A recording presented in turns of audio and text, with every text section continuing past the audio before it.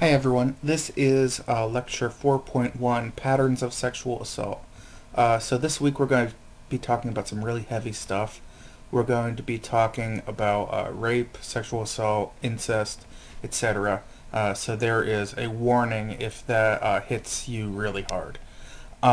If you do need help, the Rape, Abuse, Incest National Network does exist, and you can call 1-800-656-4673.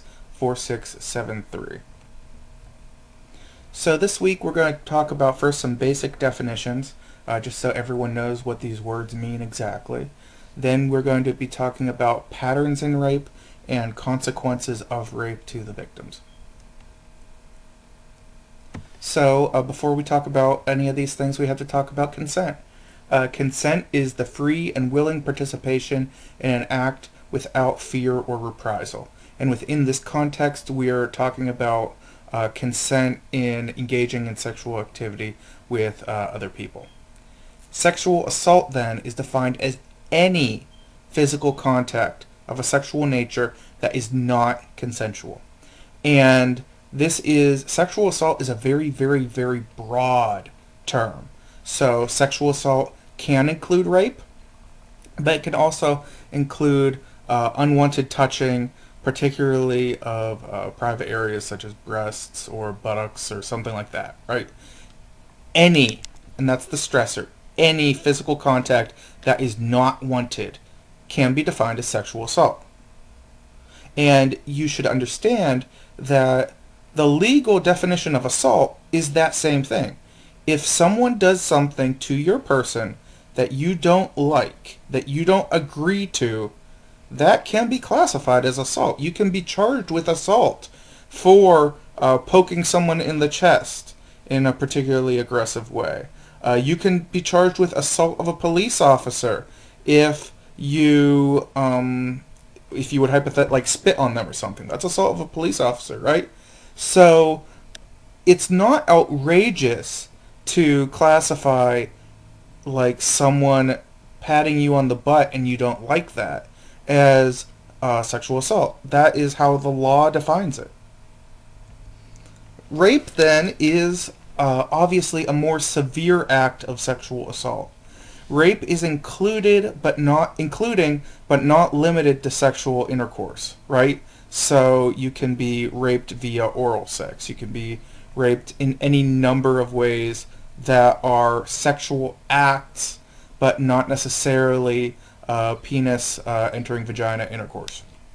There are and rape and sexual assault is, when we treat it, defined by the victim, right? If someone feels that they have been raped, then they have been raped, right? Especially in therapeutic senses. Legally, there is some difference there, but in therapeutic senses, we, in 99% of cases, believe the rape victim. And that is because there is almost no documented reason for someone to actually lie about being raped. There is, within the rape culture, within our culture that is male-dominated, there are tropes or tendencies to blame rape victims. But the reality of the matter is the social science shows that people, men and women, do not lie about being raped. It doesn't pay off. It's not worth it. Let's talk about some patterns in rape, and this is going to be most of our time in this lecture. So rape is unfortunately common. In the United States, 22% of women ages 18 to 90 report having been forced to have sex at least once, and being forced to have sex is rape. While this is widespread, while many, many, many, many people have been raped, there are distinct patterns into how it happens. And even though there are distinct patterns, this does not mean that the victim should be blamed for having been raped. Now, rapists are really hard to profile, especially men that rape women. It's generally agreed that rapists have personality defects, or emotional disturbances. So there is a degree of things that could be done about these things, but there is disagreement about those specific personality characteristics or most mental disorders that could lead to that sort of thing. Now, obviously, the prison world and the outside and inside prison, it's different because rape is also very much built into prison too. So most rapes that occur between outside of prison occur between acquaintances. Most rapes do not happen because a stranger sees somebody and wants to rape them. Most rapes happen because somebody that knows you will do it. Inside prison, the primary motive for rape is to humiliate a victim. So to try to control that person. And humiliation rape also occurs outside of prison, but the main reason to do it in prison it is a power and domination thing, more so than it is outside prison. Now, for the rest of this time, we're going to be talking about rape outside of prison. Most common age of victims for rape is age 16 to 20. Rape rates increase during summer months. Actually, all crime rates increase during the summer months because when we are out in the world and exposed to other people, we're more likely to commit crimes against those people. It's kind of, honestly, just a numbers game.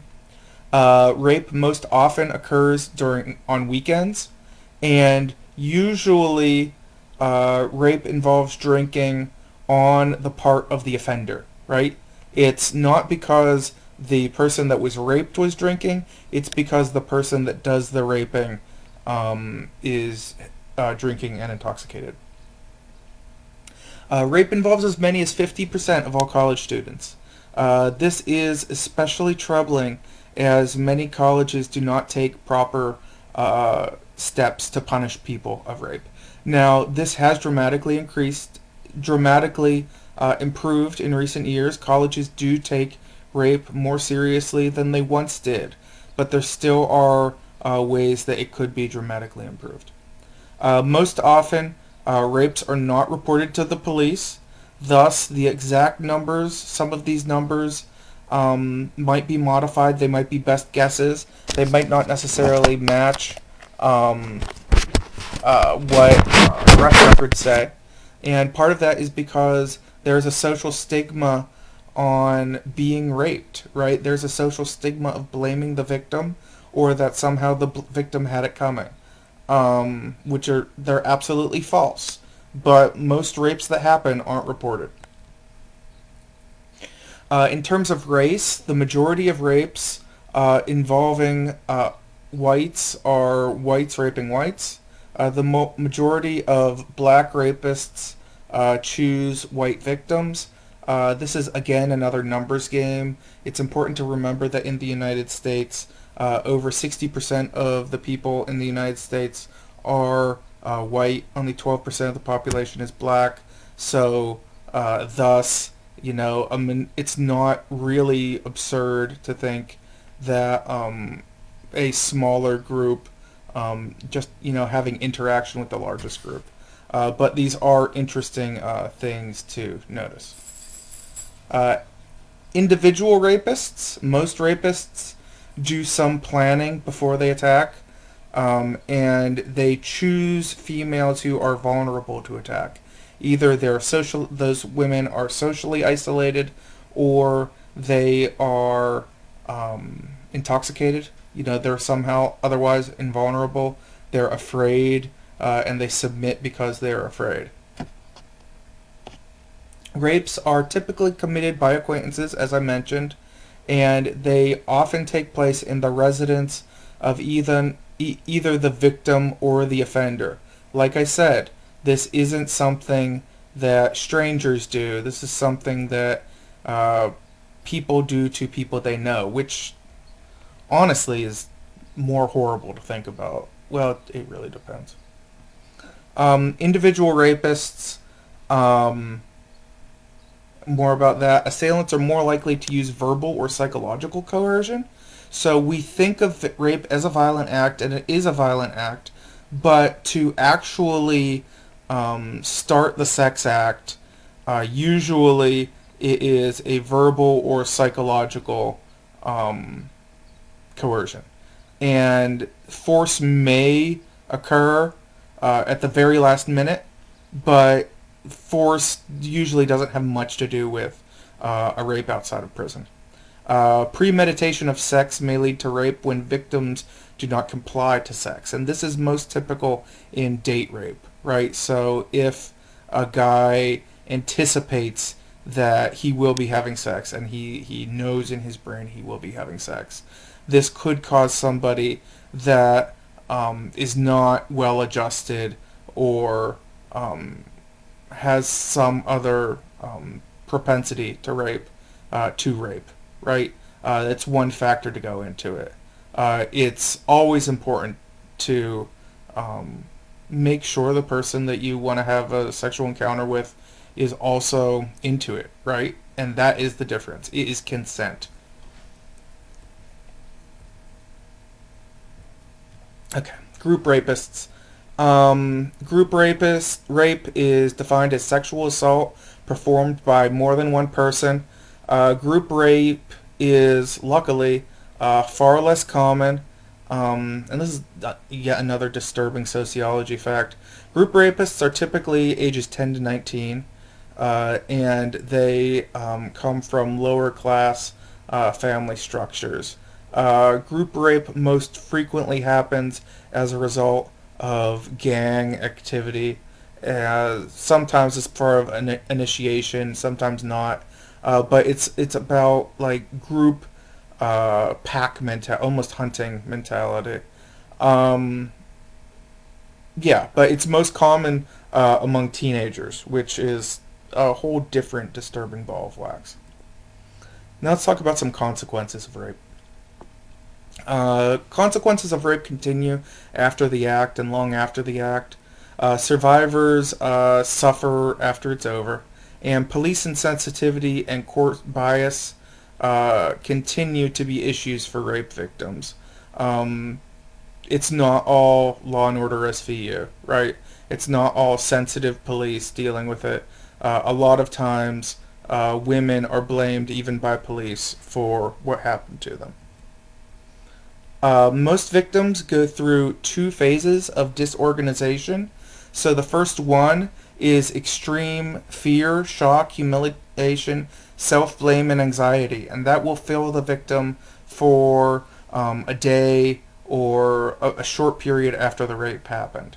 And then after that has passed, they enter phase two, which is a longer, lingering, not as intense set of disorganization, so not having your life together, not being able to cope in that way. And it can also involve nightmares and phobias that can last for a very long time, maybe years, maybe a lifetime. Okay, so this lecture focused primarily on the rape of adult women. The next lecture will also talk about the rape of adult women, but we'll also address other types of rape that can happen too. And yeah, that'll be it for this one. And be sure to view the next one as well. I know this is tough material.